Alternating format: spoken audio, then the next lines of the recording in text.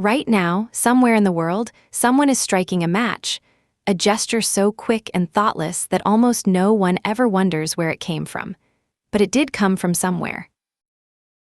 For nearly 10,000 years of human civilization, getting fire meant work. Real, time-consuming, sometimes maddening labor. If the weather was damp, sometimes it meant failure.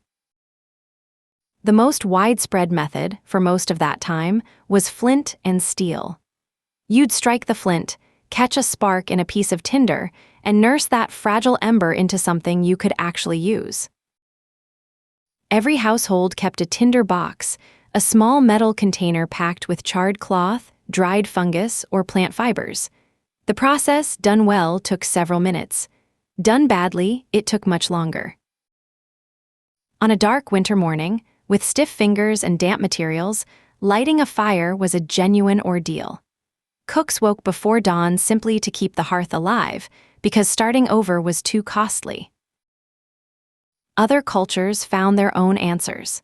In parts of Southeast Asia, a device called the fire piston was used, a small sealed tube in which a rapid compression of air generated enough heat to ignite tinder. In 1669, a German alchemist named Hennig Brand discovered phosphorus while searching for golden, of all things, human urine.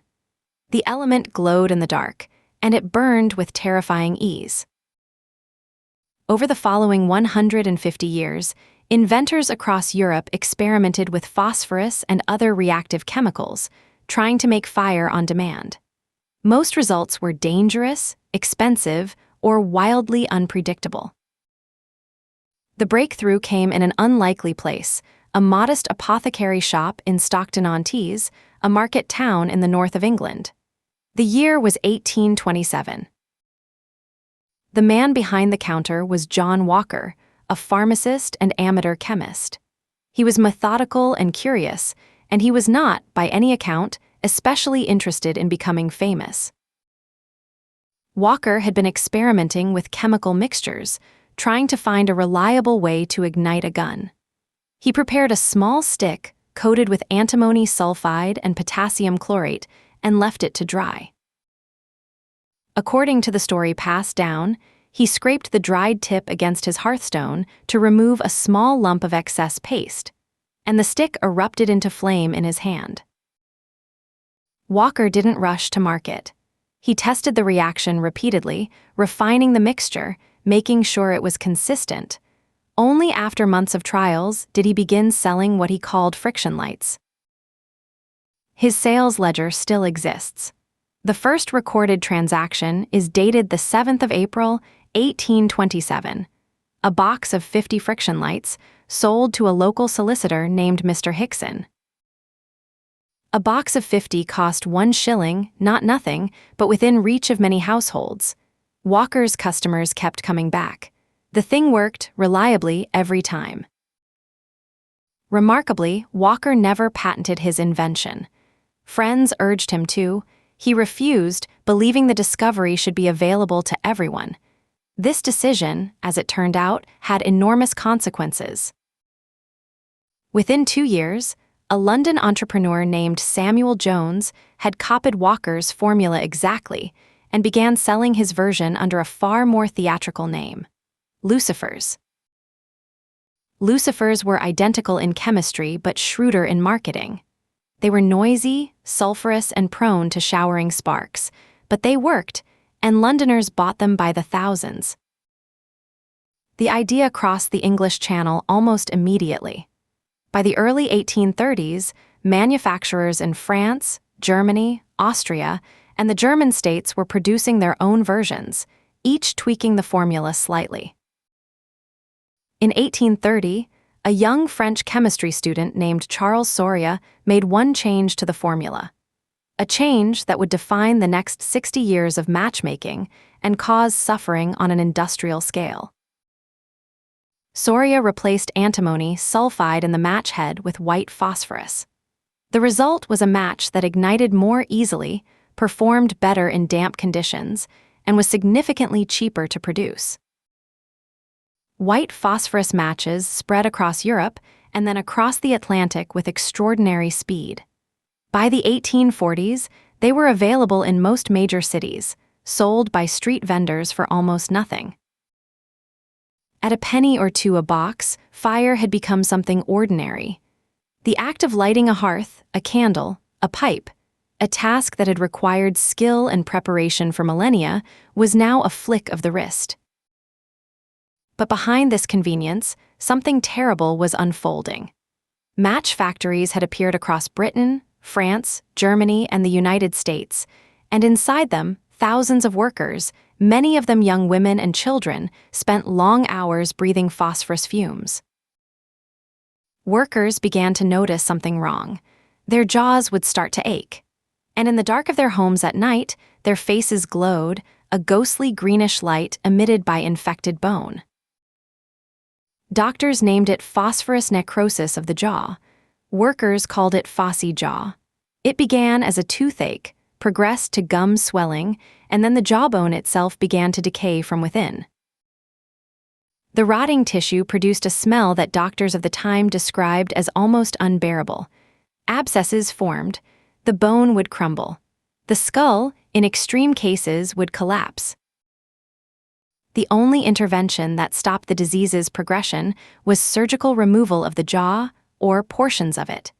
Patients who survived were disfigured permanently. Many died from organ failure before surgery was possible.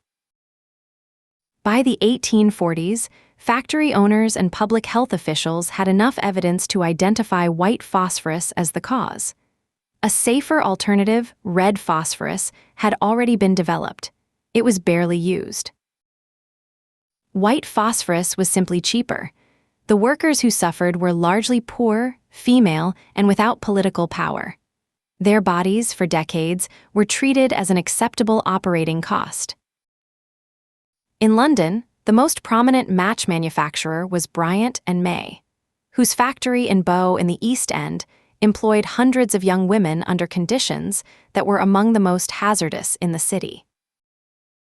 Workers at Bryant and May put in shifts of up to 14 hours a day, 6 days a week, for wages that left almost nothing after rent and food. Fines were levied for talking, for dropping a match, for arriving late. In 1888, a journalist and social activist named Annie Besant published a searing article about conditions at Bryant and May. She called it white slavery in London. Bryant and May demanded workers sign a statement declaring the article false. They refused. When the company fired one of the ringleaders, nearly 1,400 women and girls walked out of the factory gates. The Match Girls' strike of 1888 became national news almost overnight. Public sympathy was overwhelming. Donations flooded in from across Britain to support the striking workers. Within a fortnight, Bryant and May capitulated. Workers won reinstatement, the removal of most fines, and recognition of their union. It stands as one of the most significant labor victories of the Victorian era. But white phosphorus was still not banned. Workers kept getting sick. Governments debated and delayed. Manufacturers lobbied. The disease continued to kill and disfigure workers for another 2 decades. The solution had already been invented in Sweden. In 1844, a Swedish chemist named Gustav Erik Pasch had patented a design that separated the reactive chemicals between the match head and the striking surface. It was Johan Edvard Lundström, a Swedish industrialist, who refined and commercialized Pasch's concept. In 1855, his factory in Jönköping began producing what we now call the safety match. The genius of the design was separation. The match head contained the oxidizer. The striking strip on the side of the box held the phosphorus. Neither could ignite alone. Both were needed. A safety match couldn't ignite accidentally, couldn't be struck on a random surface, and its production didn't require workers to handle white phosphorus at all. It was safer in every direction. Jönköping became the match capital of the world. Swedish factories exported safety matches across Europe and beyond. The phrase Swedish match became, in several languages, a synonym for any safety match.